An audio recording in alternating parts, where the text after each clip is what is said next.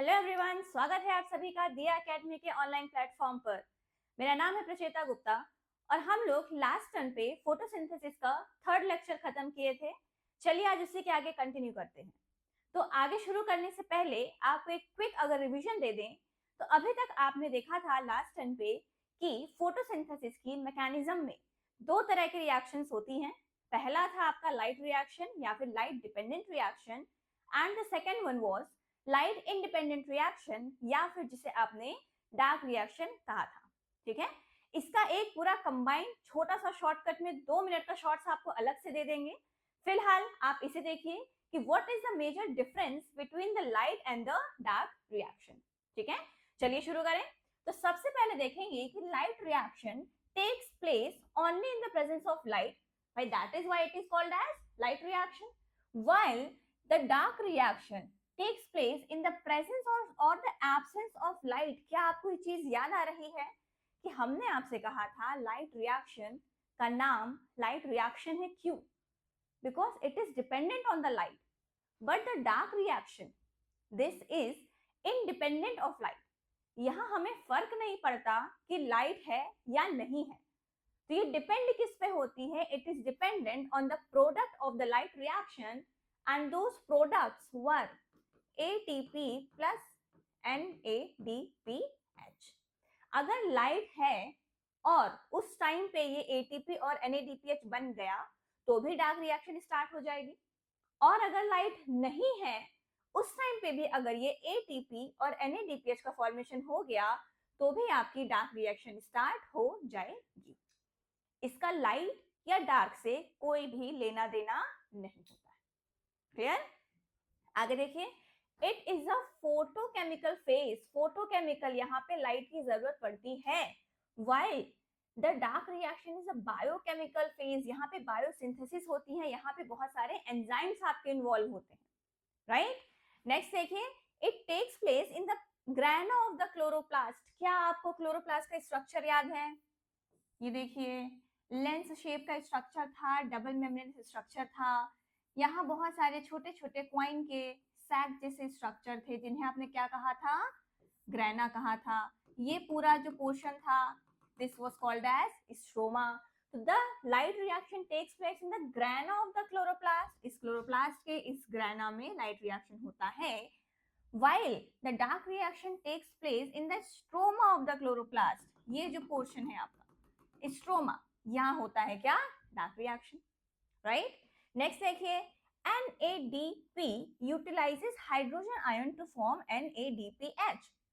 क्या देखा था आपने? What was the end product of the light reaction? NADPH and ATP, यही चीजें थी, ठीक? और dark reaction was dependent on the product of the light reaction।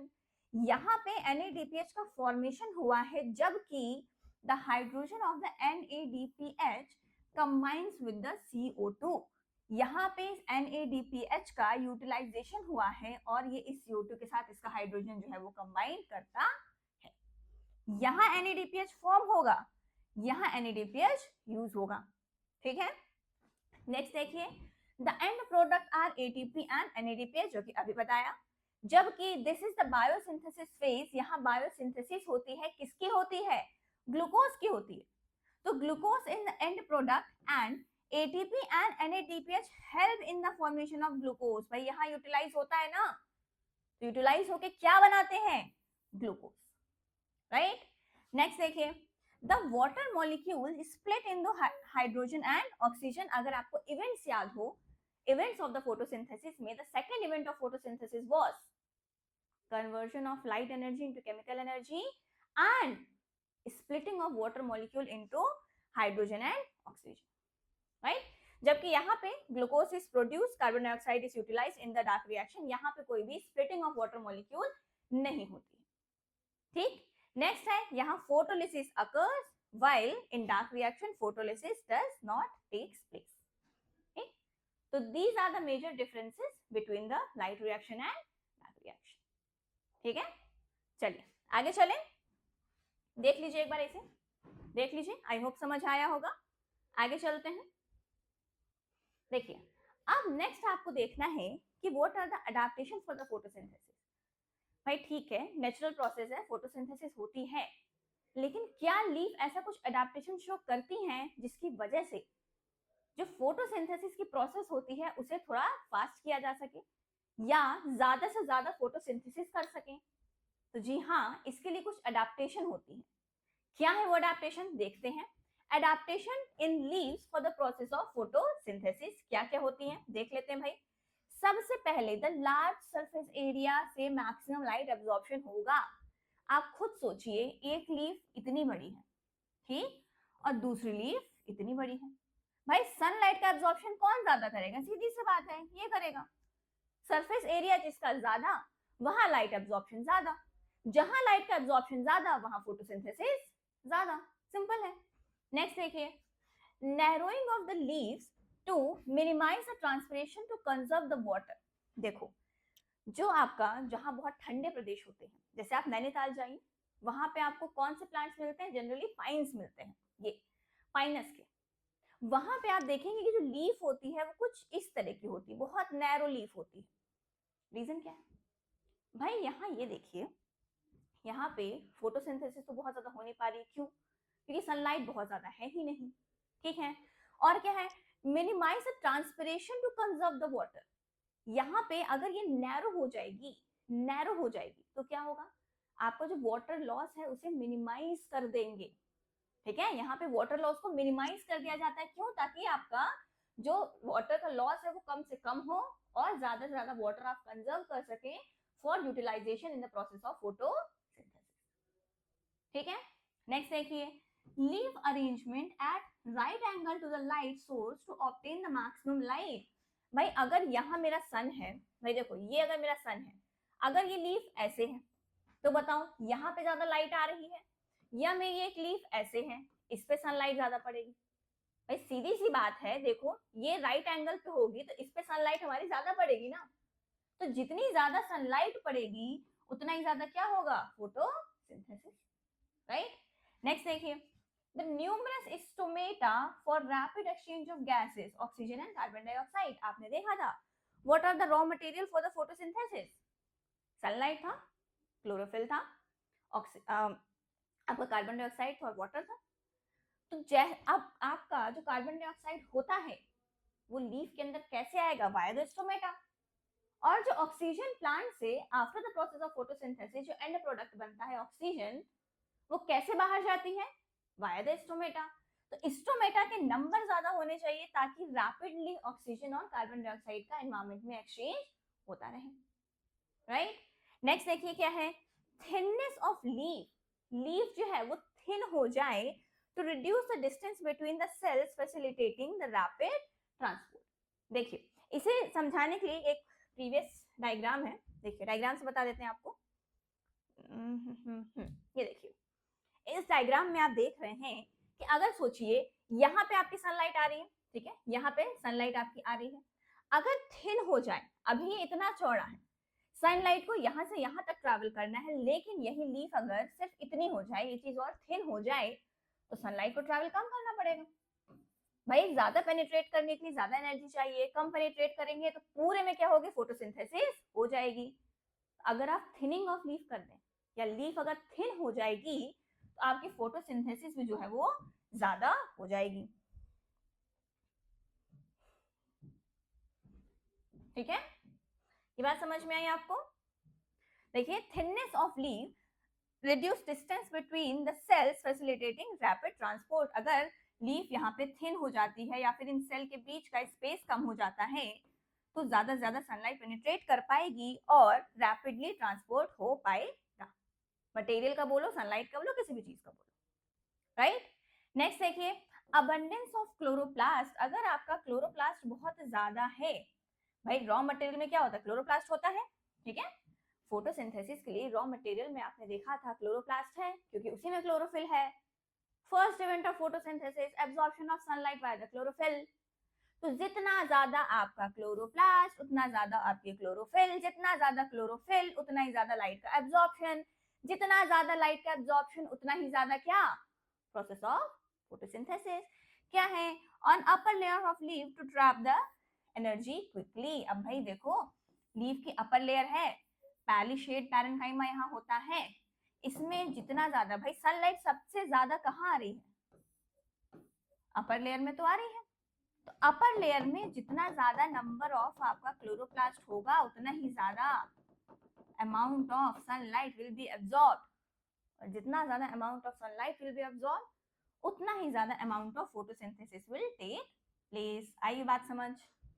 Next देखो क्या है, एक्सटेंसिव वेन सिस्टम। बहुत ज्यादा अगर आपका वेन सिस्टम होगा, एक्सटेंसिव वेन सिस्टम होगा, बहुत सारी वेन्स अगर होंगी for rapid transport to and from mesophyll cell, जितना ज्यादा एक्सटेंसिव आपका नेटवर्क होगा, वेन सिस्टम होगा, उतना ही ज्यादा वाटर वहां जाएगा।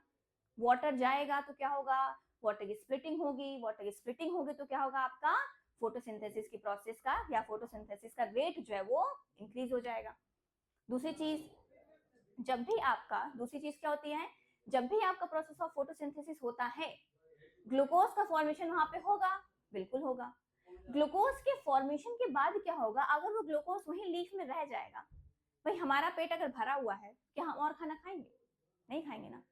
ठीक इसी तरह से अगर ये वेन सिस्टम ज्यादा है तो यहाँ से ट्रांसपोर्ट ऑफ फूड भी होगा, और ट्रांसपोर्ट ऑफ फूड होगा तो जैसे उस लीफ में फूड की कमी आएगी, उस लीफ में वापस से फोटोसिंथेसिस की प्रोसेस होने लगेगी, फूड का फॉर्मेशन दोबारा होने लगेगा। ठीक, तो आपका एक्सटेंसिव वेन सिस्टम होने की वजह से क्या होगा, रैपिड ट्रांसपोर्ट हो जाएगा, चाहे आप वाटर का बोलो चाहे आप फूड का बोलो, to and from the mesophyll cell, जिससे कि वहां पे फूड की स्कैरसिटी होगी और प्रोसेस ऑफ फोटोसिंथेसिस इंक्रीज हो जाएगा।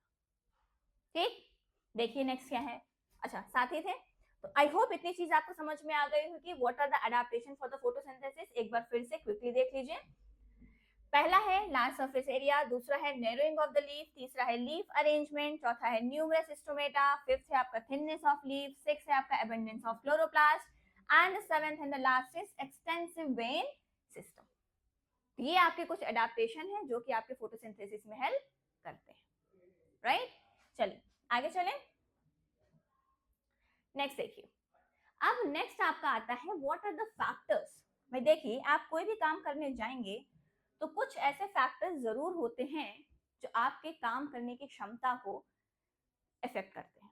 फॉर एग्जाम्पल, आप पढ़ने बैठे, ठीक है, सपोज करिए आप मेरा लेक्चर देख रहे हैं, आप बैठ के पढ़ रहे हैं, अगर यहीं पे इंटरनेट कनेक्शन आपका स्लो हो जाए तो क्या आप उतनी इफेक्टिवली पढ़ पाएंगे जितने इफेक्टिवली आपने पढ़ने का सोचा था? या फिर आप पढ़ने बैठे हैं, लाइट चली गई, बहुत तेज गर्मी हो रही है, एकदम स्वेटिंग स्वेटिंग स्वेटिंग हो रही है, क्या आप पढ़ पाएंगे? नहीं पढ़ पाएंगे। वहां पे आपके रेट में, पढ़ाई के रेट में, पढ़ाई की एफिशिएंसी में फर्क आएगा। ठीक उसी तरह से जो प्रोसेस ऑफ फोटोसिंथेसिस होती है, इसके लिए भी बहुत सारे मेजर फैक्टर रिस्पॉन्सिबल होते हैं, और ये फैक्टर क्या होते हैं, दो तरह से हो सकते हैं। एक एक्सटर्नल फैक्टर, जैसे आपको बताया भाई लाइट चली गई, गर्मी लग रही है, नहीं पढ़ पा रहे हैं। दूसरा इंटरनल फैक्टर, प्लांट के इंटरनल फैक्टर, अगर आपसे रिलेट करें तो आपकी तबियत कुछ ठीक नहीं है, फीवर है, या फिर आपको नोजिया हो रहा है, वॉमिटिंग जैसा फील हो रहा है, वो आपका इंटरनल फैक्टर है। क्या आप तब पढ़ पाओगे इफेक्टिवली? नहीं पढ़ पाओगे। ठीक इसी तरह से फोटोसिंथेसिस के प्रोसेस के लिए भी सराउंडिंग का या फिर एक्सटर्नल फैक्टर और within the plant means external factor, two factors are responsible. तो चलिए देख लेते हैं क्या क्या है। सबसे पहले देखिए what are the external factor. External factor में एक्सटर्नली सबसे पहला स्टेप एब्जॉर्प्शन ऑफ लाइट। तो सबसे पहला स्टेप, सबसे पहला आपका फैक्टर क्या हो जाएगा? लाइट। ठीक है, यहाँ पे क्या है, the rate of photosynthesis increases with increase in the light intensity। ठीक है भाई, सनलाइट ज्यादा आ रही है, फोटोसिंथेसिस इंक्रीज हो जा रही है, but up to a certain extent. आपने क्या हिंदी की एक कहावत सुनी है, अति सर्वत्र वर्जेत, संस्कृत में है, या फिर अति हर चीज की बुरी होती है, हिंदी में। ठीक, अगर कोई भी चीज जरूरत से ज्यादा हो जाती है तो वो नुकसान ही करती है। जरूरत से ज्यादा मीठा खाएंगे तो क्या होगा? डायबिटीज। तो किसी भी चीज की बहुत ज्यादा इंक्रीमेंट किसी भी चीज में नहीं होना चाहिए। यहाँ पे भी क्या होता है, एक लिमिट तक तो लाइट जब तक आ रही है तब तक ठीक है, अगर एक लिमिट से ज्यादा लाइट इंटेंसिटी आती है तो जो क्लोरोफिल इस लाइट को एब्जॉर्ब करके फोटोसिंथेसिस करवा रहा था, वो जो क्लोरोफिल मॉलिक्यूल होता है वो डिग्रेड होने लगता है, इसे बोलते हैं फोटो ऑक्सीडेशन। ठीक, क्लोरोफिल मॉलिक्यूल का फोटो ऑक्सीडेशन हो जाता है, या फिर वो क्या होता है, उसका डीजनरेशन हो जाता है, डिग्रेड होने लगता है, जिसकी वजह से रेट ऑफ फोटोसिंथेसिस जो है वो डिक्रीज होने लगती है। अति सर्वत्र वर्जेत, अति हर चीज की बुरी होती है। तो यहाँ पे भी एक लिमिट के ऊपर जैसे जैसे इंक्रीज करते जाएंगे, एक लिमिट तक तो लाइट इंक्रीज करेगी और उस लिमिट के बाद क्या होगा, वो डिक्रीज करना शुरू हो जाएगी, उसके ऊपर इंक्रीज नहीं करेगी। ठीक है, ठीक उसी तरह से नेक्स्ट देखिए, carbon dioxide. With increase in carbon dioxide concentration, photosynthesis also increases, but very high concentration of carbon dioxide is toxic for the plants. इसके लिए भी एक डेटा दिया हुआ है, 0.3 अगर कंसंट्रेशन है, ठीक है, 0.4% तक बढ़ाया, ठीक है, रेट ऑफ फोटोसिंथेसिस इंक्रीज होगी, 0.5 किया, 0.6 किया, तो it will be toxic for the plants as well. तो एक लिमिट तक ही कार्बन डाइऑक्साइड को अगर आप इंक्रीज करोगे तभी रेट ऑफ फोटोसिंथेसिस बढ़ेगी।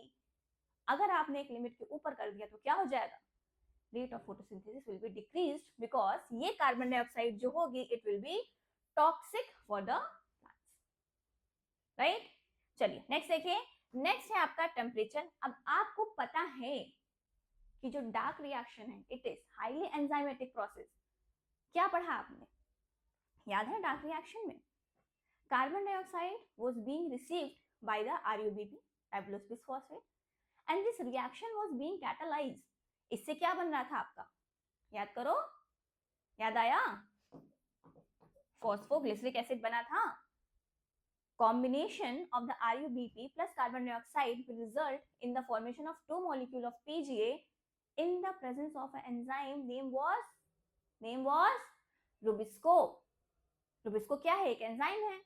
तो dark reaction is a highly enzymatical process, ठीक।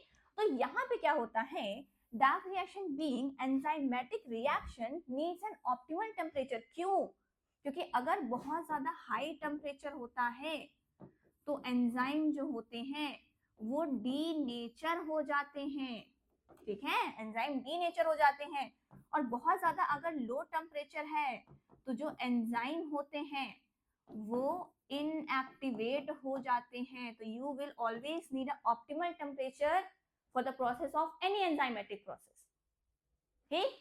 तो यहाँ पे क्या हो रहा है, ऑप्टिमल टेम्परेचर चाहिए which is 20 to 40 degree centigrade. क्यों, because at very high temperature enzymes degenerate, enzyme जो होते हैं हाई टेम्परेचर पे डीजनरेट हो जाते हैं, and at very low temperature enzyme inactivate. Low temperature होगा एंजाइम इनएक्टिवेट हो जाएंगे, हाई टेम्परेचर होगा एंजाइम डीजनरेट हो जाएंगे। आपको एक ऑप्टिमल टेम्परेचर चाहिए that is 20 to 40 degree centigrade for the proper enzymatic activity and for the proper photosynthesis, ठीक। चलो आगे देखते हैं, नेक्स्ट है आपका एक और external factor which is water, क्योंकि वाटर जो है आपकी रूट्स एब्जॉर्ब करती हैं और decrease in water availability reduces the rate of photosynthesis. क्योंकि आपको पता है सेकंड आपका क्या था events of photosynthesis, conversion of light energy into chemical energy and splitting of water molecule to form the hydrogen and oxygen, ठीक। इसी photolysis of water से इलेक्ट्रॉन गैप जो है फिल हो रहा था, अगर आपको याद हो तो। जो क्लोरोफिल में आपका लाइट रिएक्शन में जो इलेक्ट्रॉन गैप क्रिएट हो रहा था, वो इलेक्ट्रॉन गैप को फिल करने का काम किसने किया था, इसी वाटर मॉलिक्यूल के इलेक्ट्रॉन ने किया था, ठीक है। तो अगर ये भी डिक्रीज हो जाता है तो वहां पे इलेक्ट्रॉन गैप फिल नहीं होगा, और इलेक्ट्रॉन गैप नहीं फिल होगा तो आपकी प्रोसेस ऑफ फोटोसिंथेसिस रिड्यूस हो जाएगी, ठीक है, the rate of photosynthesis will be decreased. Next देखिए, ये तो आपके हो गए क्या क्या आपके एक्सटर्नल फैक्टर हैं जो आपके फोटोसिंथेसिस को अफेक्ट करते हैं। नेक्स्ट देख लेते हैं what are the internal factor that affects the process of photosynthesis. तो इंटरनल फैक्टर में सबसे पहले देखेंगे एनाटॉमी ऑफ लीफ, उस लीफ की बनावट कैसी है, उसके अंदर का स्ट्रक्चर कैसा है, that is called as anatomy.